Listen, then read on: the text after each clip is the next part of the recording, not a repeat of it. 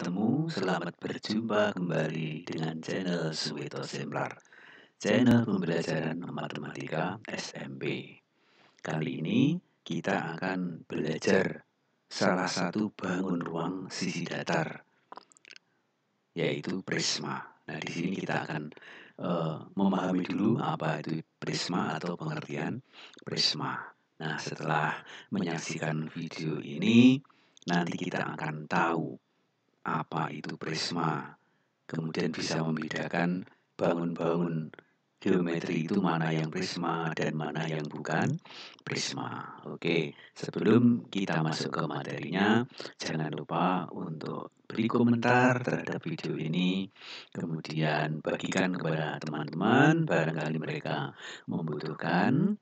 Kemudian bagi yang belum subscribe, tolong untuk di-subscribe dan tekan atau matikan tombol loncengnya untuk mendapatkan notifikasi atau pemberitahuan apabila ada video-video pembelajaran baru berikutnya.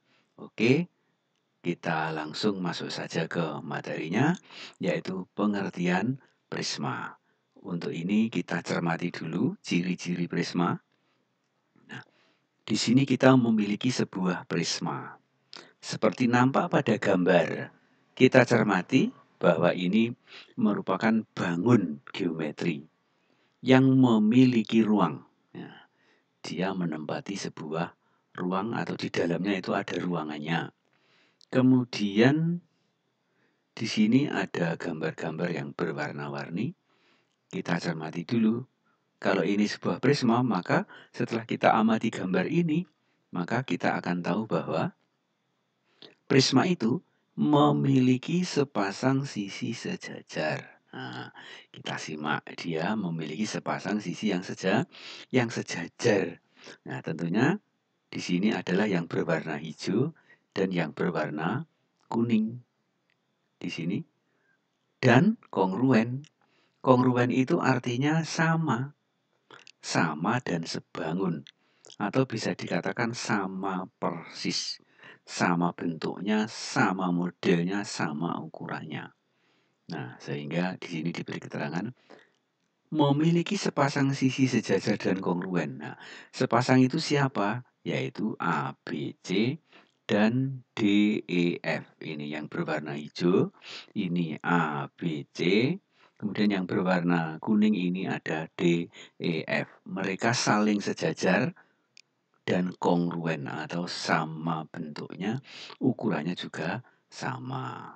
Jadi ini salah satu ciri prisma itu memiliki sisi yang sepasang sejajar dan saling berhadapan. Memiliki sepasang sisi yang sejajar dan kongruen. Nah, kita bisa membedakan kalau bola kan tidak begini, tabung juga tidak begini. Memiliki sepasang sisi sejajar dan kongruen. Ini A, B, C dengan D, E, F ini sejajar dan sama atau kongruen. Oke, ciri-ciri berikutnya. Sisi-sisi yang sejajar disebut sisi alas dan sisi atas atau atap. Ini ya hijau dan yang kuning ini kan sejajar dan kongruen. Maka salah satu di antaranya disebut alas dan yang satunya disebut atap. Mesti kita tuliskan dulu. Sisi alasnya adalah A, B, C ini. A, B, C ini sisi alasnya. Kemudian sisi atasnya adalah D, E, F ini. D, E, F. Nah, ini yang atas atau atap. Dan sebaliknya. Nah, dan sebaliknya ini maksudnya kalau ini yang atap ini dianggap alas, maka yang hijau ini dianggap atas atau atap. Mengapa begitu? Karena mereka itu kongruen atau sama persis. Kalau salah satu berperan sebagai alas, maka yang satunya berperan sebagai atap atau atas dan sebaliknya. Oke, lanjutkan ciri-ciri berikutnya. Sisi-sisi lainnya berbentuk persegi panjang. Ini. Selain sisi yang kembar tadi, kan bentuknya persegi panjang ini. Ini persegi panjang.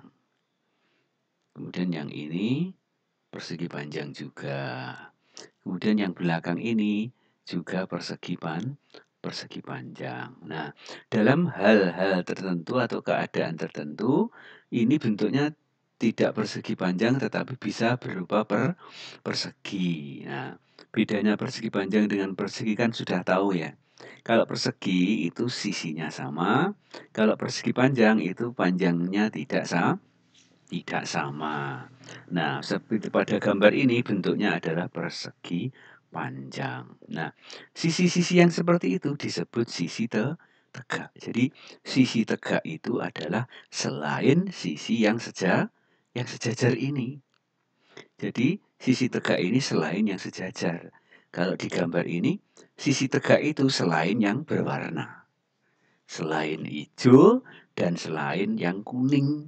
Itu namanya sisi tegak. Nah, bentuknya bisa persegi, bisa persegi panjang, tergantung ukurannya. Nah, sekarang kita sebutkan dulu sisi tegak itu yang mana berarti. Nah, seperti yang sudah kita bahas tadi bahwa sisi tegaknya adalah A, B, E, D. Ini yang pertama. Kemudian yang kedua B, C, F, E. Kemudian yang terakhir yang belakang A, C, F, D. Itu ada 3 sisi tegak di sini. Kita tuliskan dulu sisi tegaknya ini. A, B, E, D, B, C, F, E, dan A, C, F, D. Inilah ciri-ciri prisma. Memiliki sepasang sisi yang sejajar dan kongruen. Nah, yang alas, kemudian ini yang atap, kemudian yang lainnya berupa sisi tegak atau disebut sisi tegak. Sisi tegak adalah sisi yang selain sisi yang sejajar. Nah, kemudian sekarang bagaimana kita memberi nama pada prisma ini? Nah, pemberian namanya sama dengan pemberian nama untuk balok ataupun untuk kubus. Dimulai dari alas dulu baru atas. Jadi A, B, C, D, E, F. Oke ya, kita tulis di bawahnya. Nah, ini nama prismanya. A, B, C, titik, D, E, F. Oke, sekarang kita sudah memahami apa itu prisma. Saya ulangi sekali lagi, memiliki sepasang sisi yang sejajar dan sama, kongruen ya. Ini hijau dan kuning kongruen. Kemudian yang bawah disebut alas, yang satunya disebut atas atau atap. Sementara sisi-sisi yang lainnya disebut sisi tegak dan berbentuk persegi atau persegi panjang. Nah, setelah kita mengetahui ciri-ciri prisma, maka kita akan melihat contoh-contoh prisma. Ya, kita akan melihat contoh-contoh prisma. Ini kita sajikan gambar. Nah, ini kita bahas satu persatu ini. Untuk yang pertama, ini namanya prisma persegi. Prisma persegi. Nah, di sini ada kata-kata persegi. Ada tambahan persegi.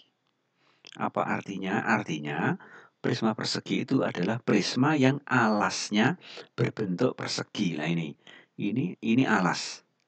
Ini bentuknya persegi. Ini panjang rusuknya sama ini. Karena alasnya berbentuk persegi, maka disebut prisma persegi. Nah, kalau kita cermati ternyata prisma persegi itu dia juga berupa sebuah balok. Nah, ini prisma, ini juga balok. Jadi ini prisma yang khusus. Sekarang kita lanjutkan gambar yang kedua. Ini karena alasnya berbentuk segitiga, ini yang sejajar kan ini ya. Ini sejajar dengan ini. Dan ini alas dan ini atap. Maka ini dikatakan alasnya berbentuk segitiga. Atau sisi yang sejajar berbentuk segitiga. Maka dinamai prisma segitiga.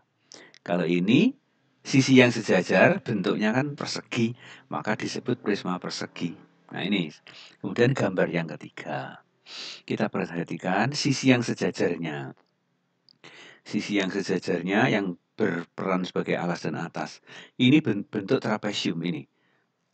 Ini saya tunjukkan, ini sisi yang sejajar. Nah ini sejajar dan sama dengan yang belakang ini. Nah makanya yang sebagai alas ini alasnya, kemudian yang satunya ini sebagai atapnya. Nah, karena alasnya berbentuk trapesium, maka prisma ini dinamakan prisma trapesium. Oke, jadi pemberian nama ini prinsipnya sesuai dengan bentuk sisi yang sejajar. Kalau bentuknya sisi sejajar persegi, prisma persegi. Kalau bentuk sisi sejajarnya segitiga, prisma segitiga. Bentuk sisi sejajarnya trapesium diberi nama prisma trapesium. Nah, sekarang ini namanya prisma belah ketupat. Nah, karena alasnya berbentuk belah ketupat. Kemudian ini prisma segi lima beraturan. Karena alasnya berbentuk segi lima beraturan. Kemudian yang ini prisma segi enam beraturan. Karena alasnya berbentuk segi enam beraturan. 1, 2, 3, 4, 5, 6. Nah ini segi 6 beraturan. Karena alasnya berbentuk segi 6 beraturan, maka dinamai prisma segi 6 beraturan. Sekarang yang terakhir, prisma persegi panjang. Nah ini alasnya berbentuk persegi panjang. Ini atapnya. Atapnya sama dengan alasnya dan sejajar, maka disebut prisma persegi panjang. Ini sama juga dengan balok. Nah, bentuknya sama dengan balok. Nah, ini balok, ini juga balok. Bedanya ini persegi. Nah, kalau ini semuanya persegi panjang. Ya, oke, inilah contoh-contoh prisma. Nah, dengan demikian kita sekarang sudah memahami apa itu bangun yang berbentuk prisma. Nah, berarti kita sudah bisa membedakan prisma dengan bangun-bangun geometri yang lain. Yang lainnya intinya bahwa prisma itu memiliki sepasang sisi berhadapan sejajar, ya. Berhadapan sejajar. Dan mereka yang sisi itu kongruen atau bentuknya sama, bentuk dan ukurannya sama. Nah, sementara sisi-sisi yang lainnya disebut sisi tegak atau bidang tegak. Oke, saya kira sudah dipahami dan dimengerti apa itu yang disebut prisma. Salah satu bangun ruang sisi datar. Oke, berarti kita sudah selesai dalam pembelajaran kali ini. Untuk selanjutnya, sekali lagi jangan lupa untuk like, komen, dan subscribe. Dan tekan tombol loncengnya untuk mendapatkan notifikasi atau pemberitahuan apabila ada video-video pembelajaran berikutnya dari channel Suwito Simpar. Oke, selamat belajar dan semoga sukses. Sampai ketemu lagi di video pembelajaran berikutnya.